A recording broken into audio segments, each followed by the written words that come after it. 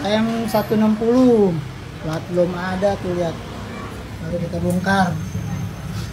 Aduh, itu apa? Halo teman-teman, kali ini kembali lagi di Bima Bagus TV. Untuk bahasan kali ini, saya akan membahas beberapa hal menarik seputar rangka e-SAF dan beberapa temuan terbaru mengenai gimana sih pelindungan konsumen dari korban rangka e-SAF ini menurut pandangan hukum. Untuk pembahasan selengkapnya, teman-teman bisa tonton video ini sampai habis karena saya akan memaparkan beberapa fakta baru yang terdapat pada rangka e-SAF ini. Oke, kita lanjut ke bumper dulu.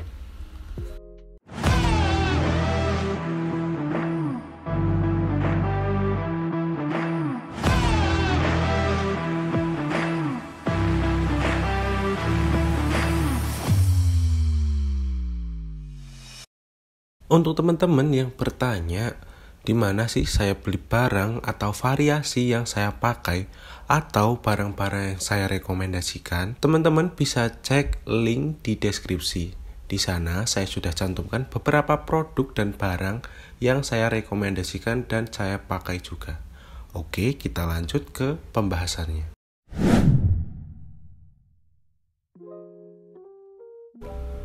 Oke, dan ini beberapa temuan baru dari rangka e-SAF yang mengalami patah.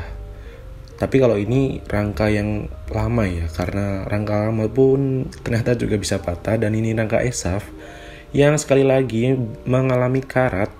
Padahal umur rangka e-SAF ini baru 2 tahun ya. Dan karatnya cukup banyak. Paling tua itu rangka e-SAF 2 tahun. 2-3 tahun lah ya. Dan ini udah sampai parah, bahkan patah. Ini banyak lumpurnya juga. Kalau menurut pandangan orang lain rangka itu harus dirawat, kan seharusnya rangka itu barang yang awet. Dia salah satu komponen motor yang seharusnya awetan harusnya tanpa perawatan, karena rangka ini sebagai tulang dari motor. Kalau diibaratkan sebagai manusia, rangka ini berperan sebagai tulang. Dan ini salah satu temuan baru lagi, yakni terdapat karat pada tangki bahan bakar. Ini adalah motor Genius keluaran tahun 2019. Dan ini adalah salah satu bentuk dari patahnya rangka e-SAF terbaru, yakni Vario 160. Ini kalau kemungkinan mungkin dia lagi jalan cepat dan tiba-tiba patah, kan itu sangat-sangat bahaya ya. Dan apabila di belakang ada kendaraan besar yang kebetulan juga lewat, itu gimana nasib konsumennya nanti? Itu konsumen dari Honda sendiri loh, padahal kalau sampai mereka belum ada apa-apa sampai hari ini, itu benar-benar parah banget sih, karena udah banyak kasusnya, nggak cuma 1-2. Dan kejadiannya tuh cukup parah juga ya, kayak gini kan, sampai patah, sampai setirnya tuh kena di jok. Jadi itu pasti udah kena orangnya.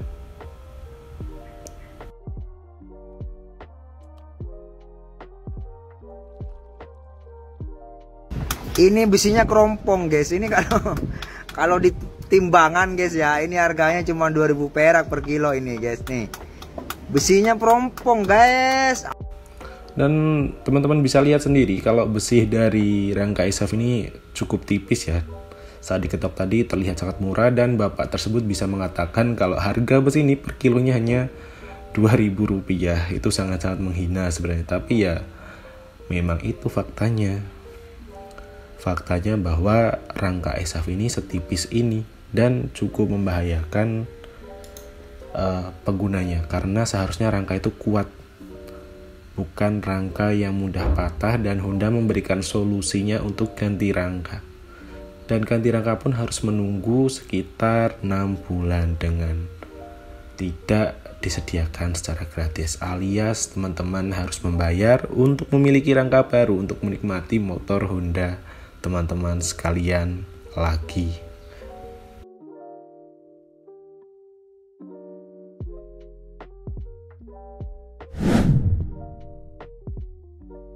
Dan sudah seperti yang saya spill di awal, kalau ternyata motor yang mengalami kropos atau karat tidak hanya pada rangka ESAF, mungkin media-media juga harusnya bisa meliput ini, karena tidak sedikit juga rangka motor Honda lainnya yang mengalami kropos dan akhirnya patah juga. Ini sudah ditemui di Vario lama ya, ini LED old, dia sudah karat, dan sebagai usaha pencegahannya dilakukan pengelasan agar tetap bisa bertahan, karena mungkin ini sudah tidak masuk garansi rangka lagi dan tidak akan ada recall, karena Honda sendiri tidak mengakui kalau produknya itu kurang ya. Memang kalau udah ngelobi itu gampang sekali.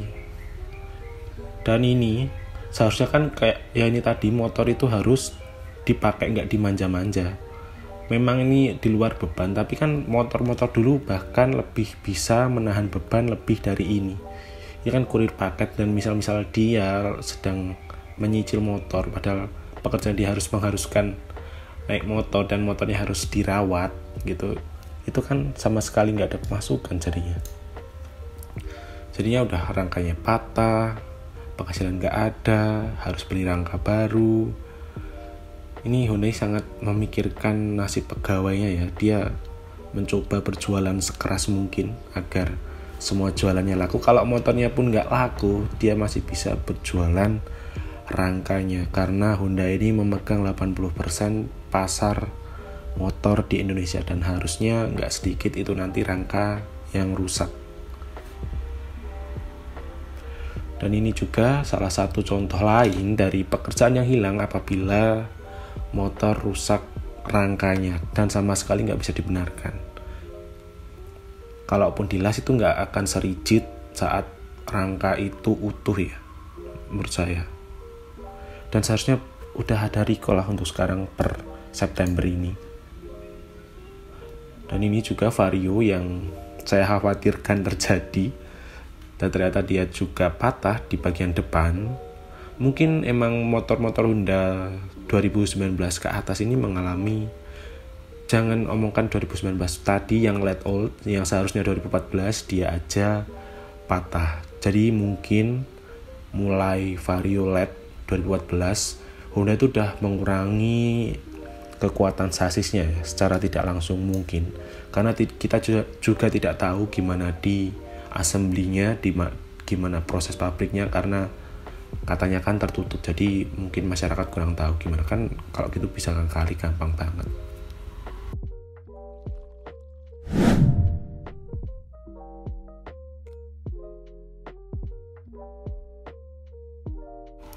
Dan ini mungkin penyebab dari karat. Kemarin kan Yamaha sudah memamerkan soal aliran buang air dari motor ketika terkena hujan, karena motor tidak mungkin hanya digunakan saat cuaca kering. Jadi salah satu faktor yang mempengaruhi kroposnya rangka ESAF di bawah kemungkinan ini, karena kemarin itu beberapa ada yang meminta membuatkan saluran baru karena titik dari jatuhnya air itu kurang ya, karena lubang dari pembuangan air di rangka Honda itu cukup tinggi, dan menyebabkan rangka itu menjadi kropos di bagian bawah. Ini contohnya, karena kurang tinggi jadinya rangka itu bisa dibolongi ulang dan membuat jalur baru dari air tersebut agar air tersebut tidak mengendap dan menyebabkan karat seperti ini, seperti yang teman-teman lihat ini.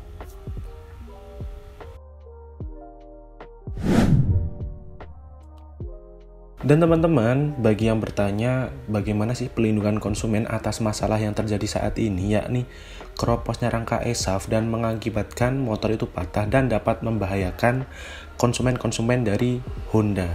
Dan ini saya temukan di Undang-Undang Nomor 8 Tahun 99 tentang perlindungan konsumen. Kita langsung saja ke pasal 7.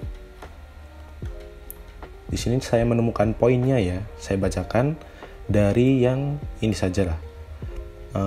Poin D, menjamin mutu barang dan atau jasa yang diproduksi dan atau diperdagangkan berdasarkan ketentuan standar mutu barang dan atau jasa yang berlaku. Dan dari sini kita sudah tahu sendiri bahwa fakta di lapangan, kalau motor Honda yang katanya catnya itu dicelup, ternyata tidak. Sudah dibuktikan dari beberapa YouTuber yang membongkar rangka tersebut, kalau di bagian dalam itu ternyata tidak terkena cat sama sekali. Dan yang dilakukan Honda kemarin, klarifikasi kemarin itu hanya sekedar bualan mereka saja. Kita lanjut ke beberapa poin pentingnya lagi. Memberi kesempatan kepada konsumen untuk menguji dan mencoba barang dan atau jasa tertentu, serta memberi jaminan dan atau garansi atas barang yang dibuat dan atau yang diperdagangkan. Kalau ini mungkin maksudnya tes saja, lanjut saja. Untuk poin F, memberi kompensasi, ganti rugi, dan atau penggantian atas kerugian akibat penggunaan, pemakaian, dan pemanfaatan barang dan atau jasa yang diperdagangkan. Kalau saya menangkapnya, kompensasi ini ketika teman-teman motornya rusak dan seharusnya teman-teman bisa mempergunakan motor tersebut untuk mengojek atau hal-hal lainnya yang menguntungkan teman-teman, harusnya pihak Honda juga mengganti per hari-harinya teman-teman kehilangan mata pencarian teman-teman tersebut. Jadi bukan hanya kompensasi dari motor yang rusak, tetapi kompensasi dari materi yang hilang saat kita tidak melakukan pekerjaan kita karena motor tersebut rusak. Dan teman-teman tahu sendiri kalau masyarakat Indonesia itu sangat kreatif dan UMKM di Indonesia ini sangat beragam, mulai dari pengelasan, pengecatan. Dan mungkin teman-teman yang masih pengen bertahan dengan skutik Hondanya, teman-teman bisa lakukan beberapa tips dari video ini, yakni mungkin menambah daging dari besi rangka ESAF ataupun mengelasnya, karena teman-teman tahu sendiri kalau rangka ESAF ini hanya setipis ini ya. Mungkin dengan ditambah daging dan dilakukan pengelasan serta dimasukkan beberapa anti karat seperti yang sudah saya cantumkan di deskripsi. Saya mencantumkan beberapa anti karat untuk teman-teman yang masih pengen bertahan dengan motor rangka ESAF-nya ataupun melakukan pengelasan seperti yang dilakukan pada video ini. Mungkin kalau ini sekitar, saya tahu kemarin itu sekitar 200 ribuan lah ya, untuk menambah daging di rangka ESAF ini agar lebih kuat dari sebelumnya, karena yang sebelumnya itu sangat tipis. Dan jangan lupa memberikan lubang untuk air keluar.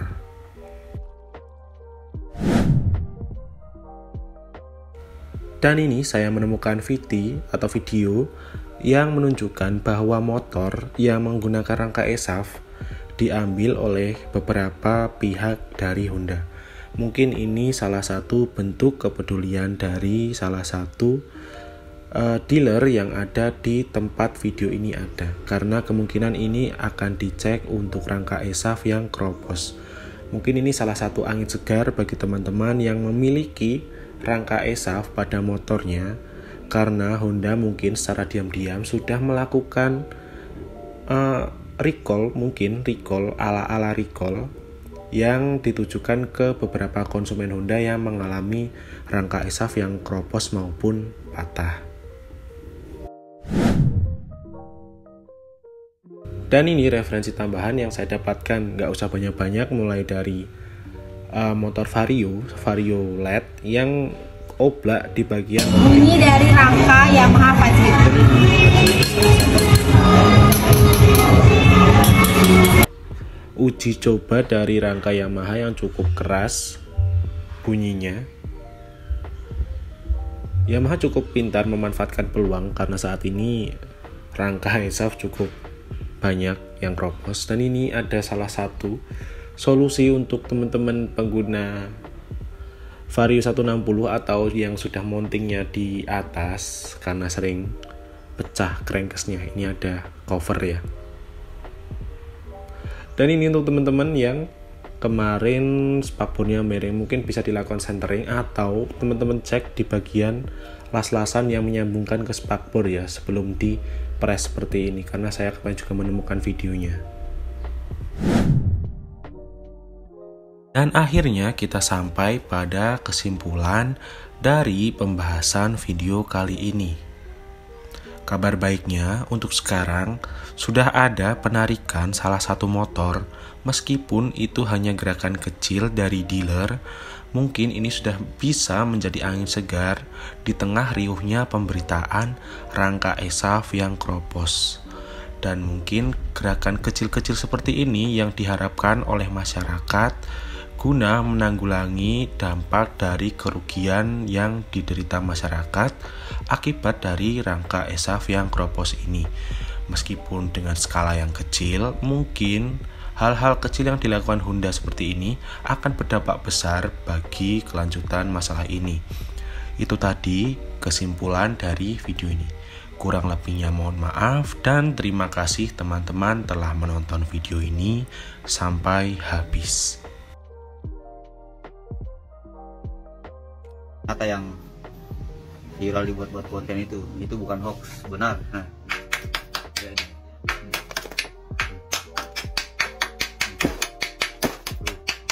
Ada bolong. Ada kerangka kayak gini. Sudah patah ini. Tuh. Ada kerangka begini. Kaleng. Patah kiri kanan.